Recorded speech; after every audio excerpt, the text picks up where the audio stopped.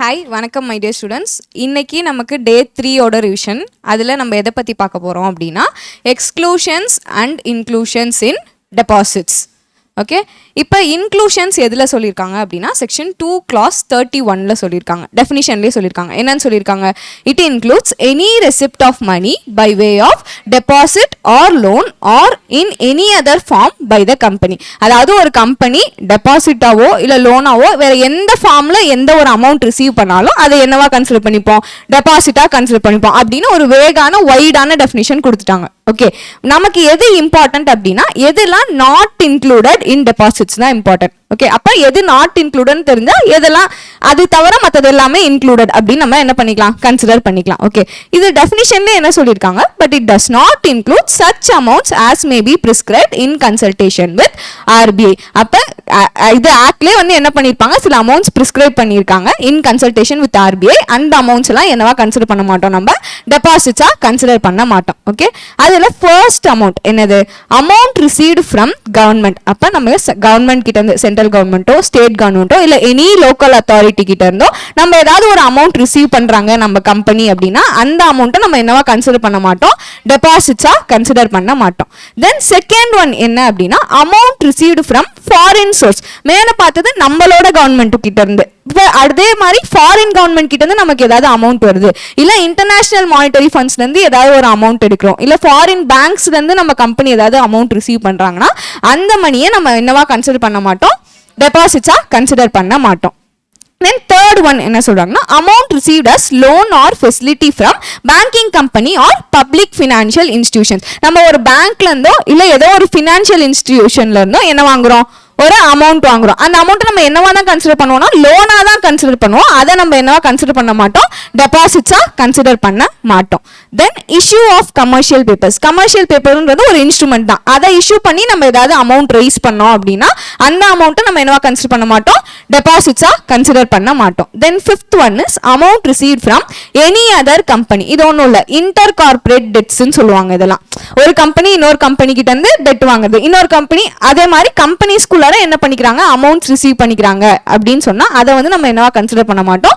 டெபாசிட்ஸா consider பண்ண மாட்டோம். இதுதான் ஃபைவ் திங்ஸ். ஃபைவ் திங்ஸ் என்னன்னா amount received from government which is central government, state government or any local authority. then amount received from foreign source. அது என்னவா இருக்கலாம்? Foreign கவர்மெண்டா இருக்கலாம், or foreign பேங்க்ஸா இருக்கலாம், or international monetary ஃபண்ட்ஸா இருக்கலாம், or amounts received from banks or public financial institutions as லோன்ஸா இருந்துச்சுன்னா அதை நம்ம என்னவா கன்சிடர் பண்ண மாட்டோம்? டெபாசிட்ஸா கன்சிடர் பண்ண மாட்டோம். Then fourth one is issue of commercial papers. Fifth one is amount received from any other company. Okay, then sixth one எதை பத்தி சொல்றாங்கன்னா அப்ளிகேஷன் மணி. ஜென்ரலா நம்ம கம்பெனி அப்ளிகேஷன் மணி கலெக்ட் பண்ணா அதை எதுக்கு தான் யூட்டிலைஸ் பண்ணணும்? Allot charges or securities allot பண்றதுக்கு தான் அந்த அமௌண்ட்டை யூட்டிலைஸ் பண்ணணும். ஆர் நம்மளால அலாட் பண்ண முடியாட்டி ரீஃபண்ட் பண்றதுக்கு அந்த அப்ளிகேஷன் மணியை எடுத்து யூஸ் பண்ணுவோம். கரெக்டா? ஸோ அதே தான் இங்கே சொல்றாங்க. ஜென்ரலா அப்ளிகேஷன் மணியை கலெக்ட் பண்ணி நம்ம அதுக்கான பர்பஸ்க்கு யூட்டிலைஸ் பண்ணோம் அப்படின்னா அதை என்னவா கன்சிடர் பண்ண மாட்டோம்? டெபாசிட்டா கன்சிடர் பண்ண மாட்டோம். பட் நம்ம அப்ளிகேஷன் மணி கலெக்ட் பண்ணிட்டோம். கலெக்ட் பண்ணி 60 டேஸ்க்குள்ள நம்ம என்ன பண்ணணும்? அலாட்மெண்ட் பண்ணணும். ஆனா 60 டேஸ்ல நம்ம என்ன பண்ணல? அலாட்மெண்ட் பண்ணல. அண்ட் அதே மாதிரி அலாட்மெண்ட் பண்ணல அப்படின்னா நம்ம எவ்வளவு டேஸ்க்குள்ள ரீஃபண்ட் பண்ணணும்? 15 டேஸ்ல ரீஃபண்ட் பண்ணணும். நம்ம அந்த 15 டேஸ்ல என்னவும் பண்ணல, ரீஃபண்டும் பண்ணல அப்படின்னா அந்த அமௌண்ட்டை நம்ம என்னவா ட்ரீட் பண்ண ஆரம்பிச்சிருவோம்னா டெபாசிட்ஸா ட்ரீட் பண்ண ஆரம்பிச்சிருவோம். So generally application money collect பண்ணா அதை என்னவா ட்ரீட் பண்ண மாட்டோம்? டெபாசிட்டா ட்ரீட் பண்ண மாட்டோம். பட் அந்த மணியை கலெக்ட் பண்ணி 60 டேஸ்க்குள்ள அலாட்மெண்ட் பண்ணணும். அப்படி அலாட் பண்ணலன்னா 15 டேஸ்ல என்ன பண்ணி ஆகணும்? ரீஃபண்ட் பண்ணி ஆகணும். அப்படி நம்ம அதை பண்ணல அப்படின்னா தென் அப்பல இருந்து நம்ம என்னவா ட்ரீட் பண்ண ஆரம்பிச்சிருவோம்னா அந்த அமௌண்ட்டை டெபாசிட்டா ட்ரீட் பண்ண ஆரம்பிச்சிருவோம். ஓகே, தென் இந்த 15 டேஸ் எப்பல இருந்து கால்குலேட் பண்ணுவோம்னா 61st டேல இருந்து கால்குலேட் பண்ணுவோம். ஓகே, இப்போ ஃபார் எக்ஸாம்பிள் ஜூலை 1st வந்து நான் என்ன கலெக்ட் பண்றேன்னா என்னோட அப்ளிகேஷன் மணி கலெக்ட் பண்றேன்னு வச்சுக்கோ. இங்க இருந்து 60 டேஸ் எவ்வளவு வரும்? ஆகஸ்ட் செப்டம்பர்ல வரும். செப்டம்பர் 30 வருமா? ஓகே, இப்போ இதுக்குள்ளார நான் என்ன பண்ணி முடிச்சிருக்கணும்? என்னோட அலாட்மெண்ட் முடிச்சிருக்கணும். அப்படி இல்லாட்டி இங்க இருந்து 15 டேஸ் அப்படின்னா என்ன வரும்? செப்டம்பர் அக்டோபர் 15 அக்டோபர் 15க்குள்ள நான் என்ன பண்ணிருக்கணும்? ரீஃபண்ட் பண்ணிருக்கணும். ஓகே, அப்படி ரீஃபண்ட் பண்ணல அப்படின்னா அக்டோபர் 15ல இருந்து அந்த அமௌண்ட்டை என்னவா கன்சிடர் பண்ணுவோம்? டெபாசிட்டா கன்சிடர் பண்ணுவோம். ஓகே, தென் இது வந்து சிக்ஸ்த் ஒன். தென் செவன்த் எக்ஸ்க்ளூஷன் என்ன அப்படின்னா amount received from a person who at the time was என்னது director of the company. இப்போ நம்ம கம்பெனில ஒரு டைரக்டர் இருக்காரு, அவர்கிட்ட இருந்து நம்ம என்ன பண்றோம், ஏதோ ஒரு அமௌண்ட் ரிசீவ் பண்றோம். ஆர் எல்ஸ் அவரோட ரிலேட்டிவ் கிட்ட இருந்து நம்ம என்ன பண்றோம், அமௌண்ட் ரிசீவ் பண்றோம். அப்படின்னா அதை என்னவா கன்சிடர் பண்ணக்கூடாது, டெபாசிட்டா கன்சிடர் பண்ணக்கூடாது. பட் அதுக்கு 2 கண்டிஷன் சாட்டிஸ்ஃபை பண்ணணும். ஓகே, அதுல ஃபர்ஸ்ட் கண்டிஷன் என்ன அப்படின்னா, அந்த டைரக்டரோ இல்ல ரிலேட்டிவோ யார்கிட்ட இருந்து நம்ம அமௌண்ட் வாங்குறோமோ அவங்க வந்து ஒரு டிக்ளரேஷன் சப்மிட் பண்ணணும் கம்பெனி கிட்ட. என்னன்னு சப்மிட் பண்ணணும்னா, நான் என்னோட ஓன் ஃபண்ட்ஸ்ல இருந்து தான் இந்த அமௌண்ட்டை கொடுக்குறேன், வேற யார்கிட்ட இருந்து நான் என்ன பண்ணல, பாரோ பண்ணி இந்த அமௌண்ட்டை கொடுக்கல அப்படின்னு சொல்லி அவங்க டிக்ளரேஷன் வாங்கணும். இது எதுக்காக அப்படி சொல்றாங்கன்னா, வேற யாரும் இன்டைரக்டா கம்பெனிக்கு எந்த ஒரு அமௌண்ட்டும் கொடுக்க கூடாது, இன்டைரக்டா கம்பெனில எந்த ஒரு இன்வெஸ்ட்மெண்ட்டும் பண்ணக்கூடாது அப்படின்றதுக்காக சொல்றாங்க.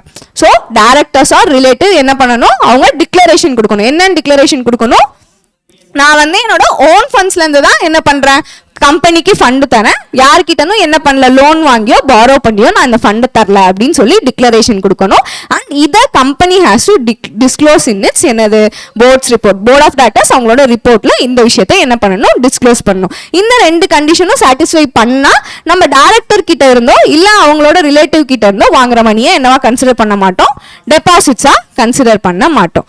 தென் next one is about bonds or debentures.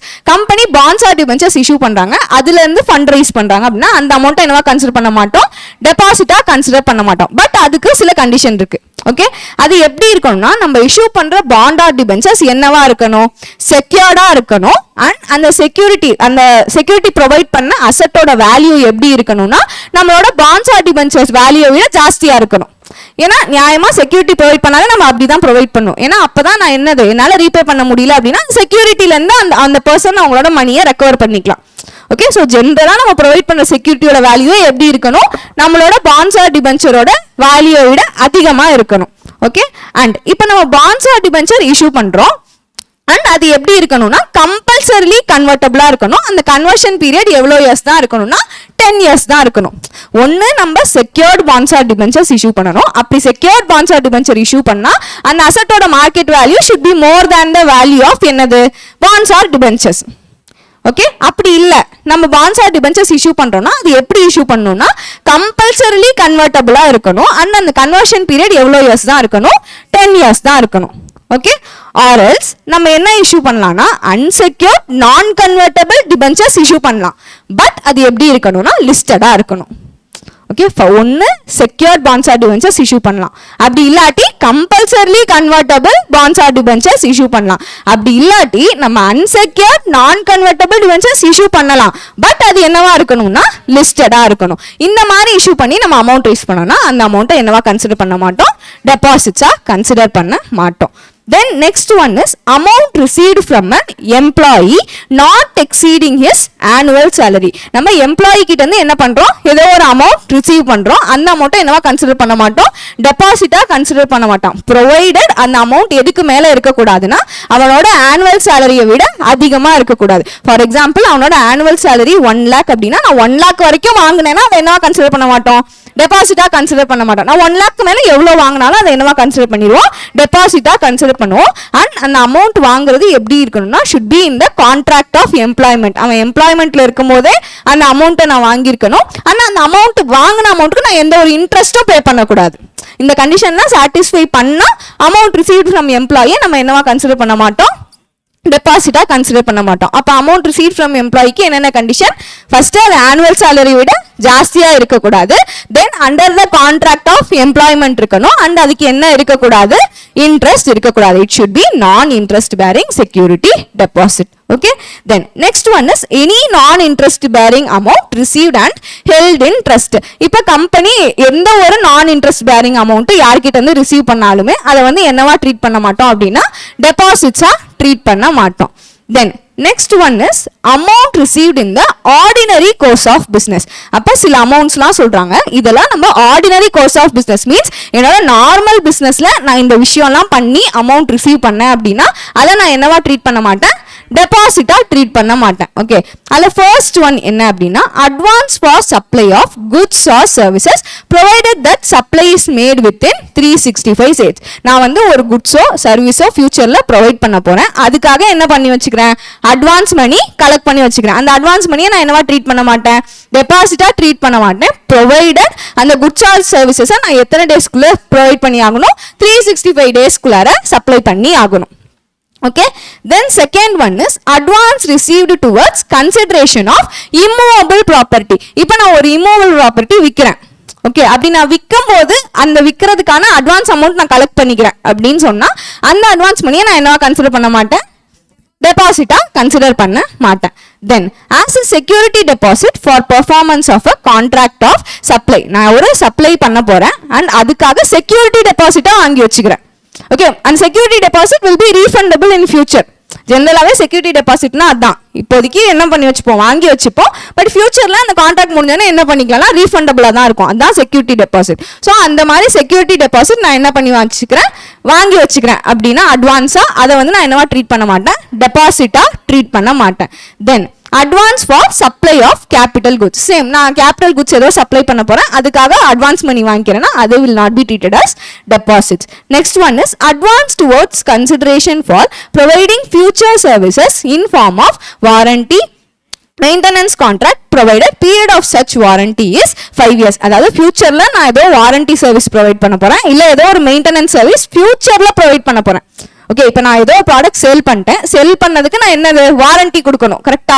அந்த வாரண்டி வந்து நான் ஃபியூச்சர்ல கொடுக்க போறேன், அதுக்காக இப்பவே ஒரு அமௌண்ட்டை நான் என்னவா வாங்கி வச்சுக்கிறேன்னா அட்வான்ஸா வாங்கி வச்சுக்கிறேன். அப்படின்னா அந்த அட்வான்ஸ் மணியை நான் என்னவா கன்சிடர் பண்ண மாட்டேன், டெபாசிட்ஸா கன்சிடர் பண்ண மாட்டேன். ப்ரொவைடட் அந்த வாரண்டி பீரியட் ஆர் மெயின்டெனன்ஸ் வந்து எவ்வளோ இயர்ஸா இருக்கணும்னா மினிமம் 5 yearsா இருக்கணும். ஆர் ஜென்ரலா நார்மல் பிசினஸ் பிராக்டிஸ்ல எவ்வளோ இயர்ஸ் இருக்கோ அந்த இயர்ஸ் இருக்கணும். அதை விட ஜாஸ்தி போச்சுன்னா அதை என்னவா ட்ரீட் பண்ணிடுவாங்கன்னா டெபாசிட்டா ட்ரீட் பண்ணிடுவாங்க. Okay, then next one is advance received as allowed by sectoral regulator or as per central government or state government. Any ஏதோ ஒரு ரெகுலேட்டர் சொல்றாங்க, இப்போ IRDA எல்லாம் ஒரு ரெகுலேட்டர், ஓகேவா? அவங்க ஏதோ சொல்றாங்க, அதுக்காக நான் என்ன பண்றேன், as a கம்பெனியா ஒரு அமௌண்ட்டை ரிசீவ் பண்றேன் அப்படின்னு சொன்னா அந்த மணியை நான் என்னவா ட்ரீட் பண்ண மாட்டேன், டெபாசிட்டா ட்ரீட் பண்ண மாட்டேன். Then advance for subscription towards publication. இப்போ நம்ம ஜெனரலா இந்த நியூஸ் பேப்பர்லாம் சப்ஸ்கிரைப் பண்ணுவோம் தெரியுமா, சப்ஸ்கிரைப் பண்றதுக்கு அட்வான்ஸா மணி பே பண்றோம் அப்படின்னு சொன்னா அந்த மணியை என்னவா ட்ரீட் பண்ண மாட்டோம் அப்படின்னா டெபாசிட்ஸா ட்ரீட் பண்ண மாட்டோம். இந்த இடத்துல கம்பெனி பே பண்ண மாட்டாங்க, கம்பெனி ரிசீவ் பண்ணிப்பாங்க. அந்த ரிசீவ் பண்ற மணியை என்னவா ட்ரீட் பண்ண மாட்டோம்னா டெபாசிட்டா ட்ரீட் பண்ண மாட்டோம். ஓகே, ஸோ அப்போ 11th ஒன் என்னது, amount received in the ordinary course of business. என்னென்ன, advance for supply of goods or services provided, அது எவ்வளோ டேஸ்க்குள்ள பண்ணியிருக்கணும், 365 daysக்குள்ள பண்ணியிருக்கணும். செகண்ட் ஒன்னு amount of advance towards consideration of immovable property, immovable ப்ராப்பர்ட்டிக்கு அட்வான்ஸ் ஏதோ வாங்கியிருக்கோம். Third one security deposit for performance of a contract. Then fourth one advance for supply of capital goods. Then fifth one warranty or maintenance service provide பண்றதுக்காக நம்ம வந்து என்ன வாங்கிக்கிறோம், advance amount வாங்கிக்கிறோம். Then advance received as allowed by sectoral regulator and பப்ளிகேஷனுக்காக நம்ம ஏதாவது advance வாங்கினோம் அப்படின்னா இந்த மணியெல்லாம் இந்த ஆர்டினரி கோர்ஸ் ஆஃப் பிஸ்னஸ் நம்ம பண்ணோம்னா அதை என்னவா ட்ரீட் பண்ண மாட்டோம், டெபாசிட்ஸா ட்ரீட் பண்ண மாட்டோம். பட் இதுல 2 பாயிண்ட் நம்ம நோட் பண்ண வேண்டியது இருக்கு. ஓகே, இந்த A, B and D என்னென்ன, advance for supply of goods or services, advance received towards consideration for immovable property and advance for supply of capital goods. இப்போ இந்த சர்வீஸ்லாம் நம்ம ப்ரொவைட் பண்றோம். ஓகே, பட் இது ப்ரொவைட் பண்றதுக்கு ரெஸ்பெக்டிவ் பெர்மிஷன் ஏதோ வாங்கணும்னு இருக்குன்னு வச்சுக்கோ. அந்த பெர்மிஷன் வாங்காம நம்ம இதுக்கு அட்வான்ஸ் மணி கலெக்ட் பண்ணிட்டோம் அப்படின்னு சொன்னா அந்த மணியை நம்ம என்னவா ட்ரீட் பண்ணுவோம்னா டெபாசிட்டா ட்ரீட் பண்ணுவோம். ஓகே, ஃபார் எக்ஸாம்பிள் இப்போ advance receive towards consideration of immovable property வச்சுக்கோ. இது வந்து என்ன பண்ண போறேன், நான் ஒரு இம்மூவபிள் ப்ராப்பர்ட்டி சேல் பண்ண போறேன், அதுக்காக ஒரு அட்வான்ஸ் மணியை என்ன பண்ணியிருக்கேன், வாங்கி வச்சிருக்கேன். ஓகே, நான் வந்து ஒரு பில்டிங் செல் பண்ண போறேன்னு வை. இப்போ அந்த பில்டிங்க்கு நான் ப்ராப்பரா லைசன்ஸ்லாம் அப்ரூவல்லாம் வாங்கியிருக்கணுமா, ஆனா நான் இந்த அப்ரூவல் எதுவுமே என்ன பண்ணல, வாங்கல. ஓகே, அப்பனா நான் ப்ராப்பரா அந்த என்ன பண்ணல, அந்த பெர்மிஷன் வாங்கி அந்த பில்டிங்கை நான் கட்டல. ஓகே, இப்போ நான் அந்த பில்டிங்கை என்ன பண்ண முடியாதுன்னா விற்க முடியாம போயிடும். ஏன் அப்படின்னா நான் வந்து கவர்மெண்ட் அத்தாரிட்டிஸில் என்ன பண்ணல, ப்ராப்பரான அப்ரூவல் வாங்கல, அதனால என்ன பண்ண முடியாது, அந்த கான்ட்ராக்டே ஃபுல்ஃபில் பண்ண முடியாமல் போயிருமா.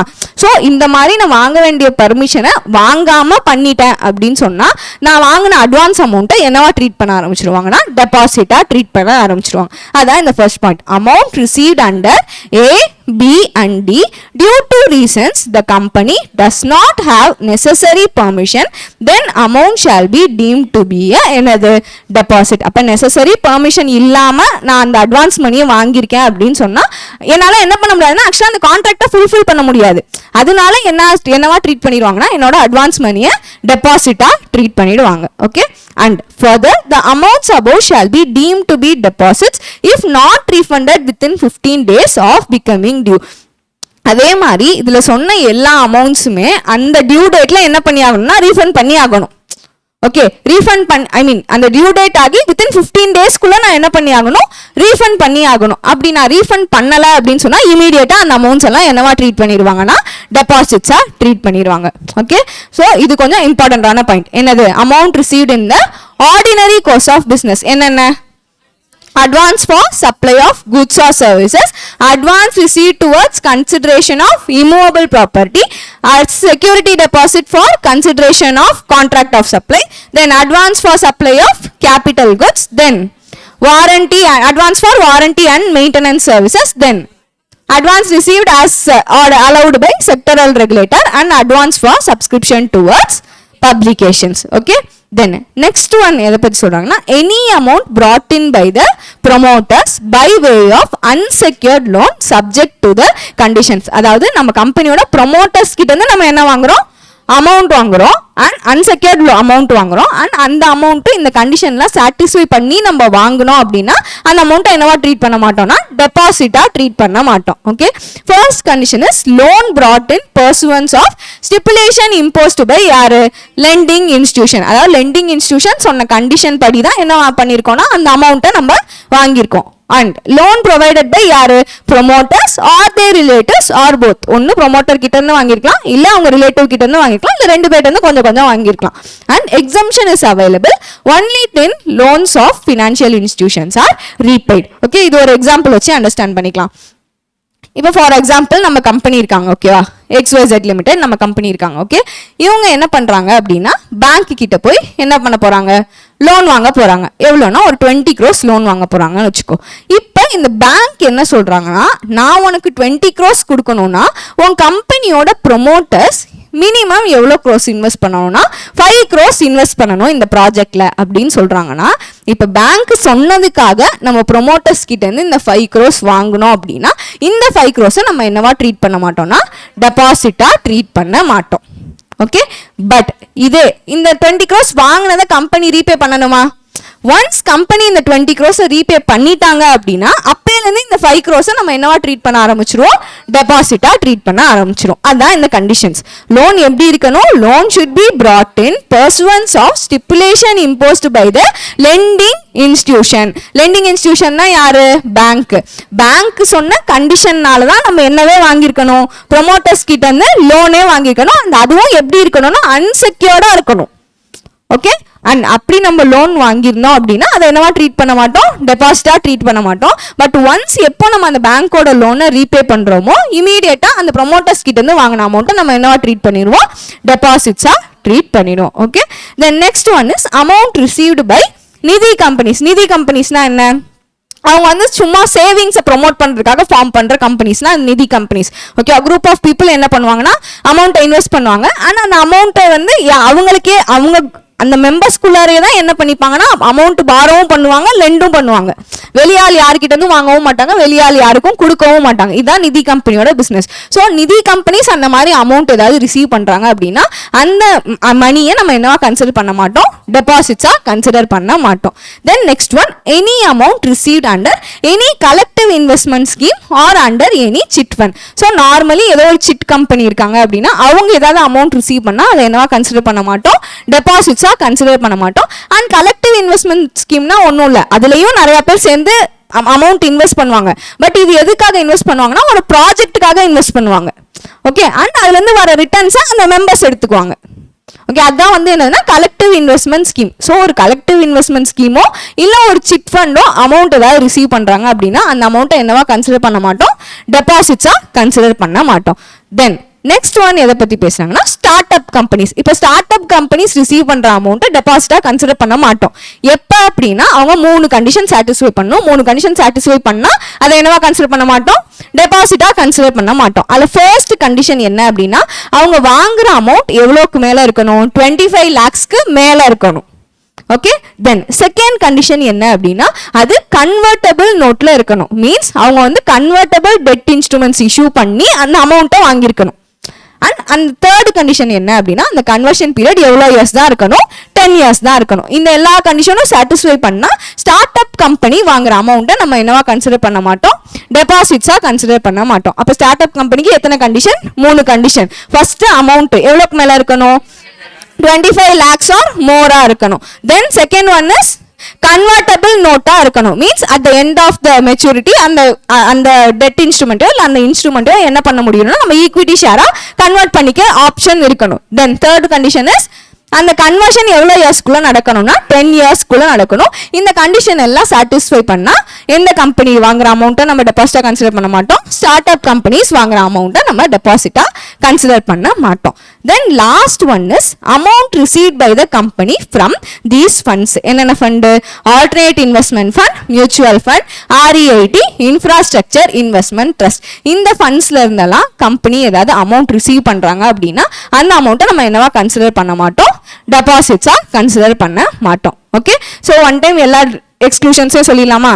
ஃபர்ஸ்ட் ஒன் என்னது, amount received from government, central government, state government R local authority. Then amount received from foreign sources, foreign government or foreign banks or international monetary fund. Then third one, amount received as loan or facility from banking company or public financial institution. Then issue of commercial papers. Then amount received from any other company. Then sixth one என்னது, application money. application money எப்போ டெபாசிட்டா consider பண்ணுவோம், அதாவது 60 daysக்குள்ள allotment பண்ணணும். அப்படி இல்லாட்டி 15 daysல refund பண்ணணும். அப்படி பண்ணல அப்படின்னா நம்ம அதை என்னவா கன்சிடர் பண்ணிப்போம், டெபாசிட்டா கன்சிடர் பண்ணிப்போம். ஓகே, தென் நெக்ஸ்ட் ஒன் என்ன படிச்சோம், amount receive from directors or their relatives.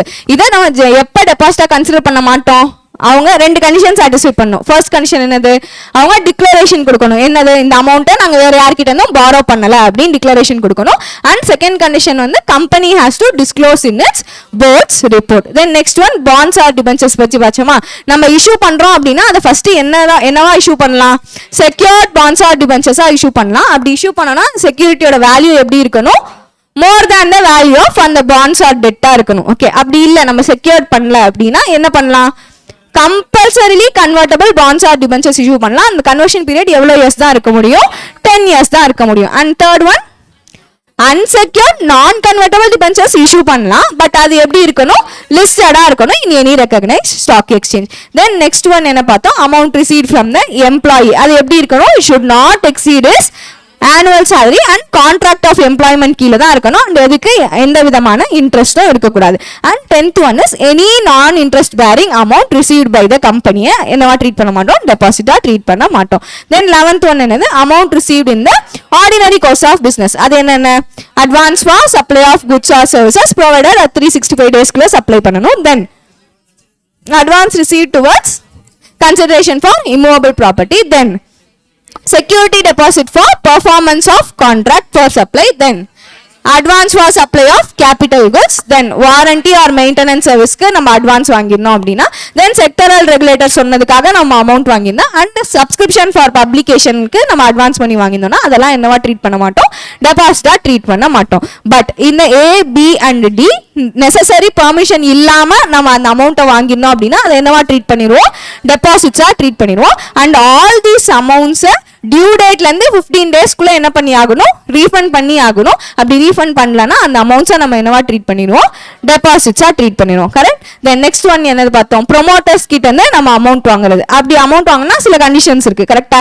First அது அன்செக்யூர்டா இருக்கணும். அண்ட் அந்த அமௌண்ட்டை எதனால தான் வாங்கியிருக்கணும்னா அந்த ஃபினான்ஷியல் இன்ஸ்டிடியூஷன், லெண்டிங் இன்ஸ்டிடியூஷன் சொன்ன கண்டிஷன் படி நம்ம அந்த அமௌண்ட்டை வாங்கியிருந்தோம் அப்படின்னா அதை என்னவா ட்ரீட் பண்ண மாட்டோம், டெபாசிட்டா ட்ரீட் பண்ண மாட்டோம். அந்த அமௌண்ட் யார்கிட்ட இருந்து வாங்கலாம், ஒன்று ப்ரொமோட்டர் கிட்ட இருந்து வாங்கலாம், ஆர் எல்ஸ் அவங்க ரிலேட்டிவ் கிட்ட இருந்து வாங்கலாம், ஆர் போத் ஆஃப் தெம் கிட்ட இருந்து வாங்கலாம். பட் ஒன்ஸ் நம்ம அந்த பேங்க் கிட்ட லோனை ரீபே பண்ணிட்டோம் அப்படின்னா ப்ரொமோட்டர் கிட்ட இருந்து வாங்கின அமௌண்ட்டை என்னவா கன்சிடர் பண்ண ஆரம்பிச்சிடும், டெபாசிட்டா ட்ரீட் பண்ண ஆரம்பிச்சிடும். Then next one is amount received by Nidhi companies and next one amount received from by collective investment scheme or chit funds. Then 15th one start up company பத்தி பார்த்தோம். ஸ்டார்ட் அப் கம்பெனிக்கு 3 condition என்னென்ன, 25 lakhs or more, convertible note and எவ்வளோ இயர்ஸ்க்குள்ள conversion, 10 yearsக்குள்ள conversion. And last one is amount received by the company from alternate investment fund, mutual fund, REIT and infrastructure investment fund. So that's all about inclusions and exclusions of deposits.